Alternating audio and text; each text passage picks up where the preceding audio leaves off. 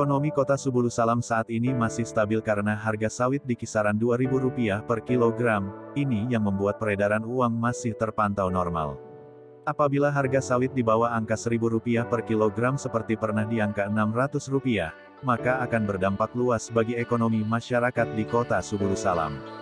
Daya beli masyarakat sangat rendah karena penghasilan sangat rendah. Apabila penghasilan atau pendapatan tinggi maka daya beli masyarakat pun tinggi. Di semua sektor akan saling mendukung, seperti sektor perdagangan, jasa, properti, jasa keuangan, pendidikan, kesehatan dan lainnya. Alhamdulillah meskipun saat ini masih pandemi COVID-19, ekonomi Kota Subulu Salam masih stabil, sebut Wakil Wali Kota Subulu Salam Salmaza dalam sambutannya di acara pembukaan High Level Meeting TPID dan Rakor Perdana TP2DD Kota Subulu Salam, di Hotel Hermes One Subulu Salam, Kamis, tanggal 7 Oktober tahun 2021. Kota Subulu Salam pernah meraih penghargaan dalam mengendalikan inflasi daerah sebagai TPID pendatang di tahun 2017. Berhasil karena adanya pemanfaatan teknologi informasi melalui aplikasi SDA, Subulu Salam Data Application, yang menyajikan beberapa informasi yang dibutuhkan.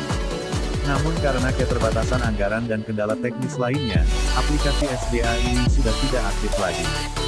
Ia berpesan kepada TP2DD Kota Subulu Salam agar mampu menggali potensi yang ada di Kota Subulu Salam, khususnya terkait dengan potensi pendapatan dan belanja daerah, yang bisa kita percepat proses elektronifikasinya. Turut hadir, Deputi Kepala Kantor Perwakilan BI Provinsi ACT, Amir Hamzah, Asisten Dualidin, Kepala Bapeda, Kepala Dinas PUPR, Kepala Diskominfo, Inspektur, Kepala Dishub, Kepala Disperindak Koperasi dan UKM, Kepala BPS Kota Subulu Salam Abdi Gunawan, Perwakilan Bulog John P. Hasibuan, dan para camat.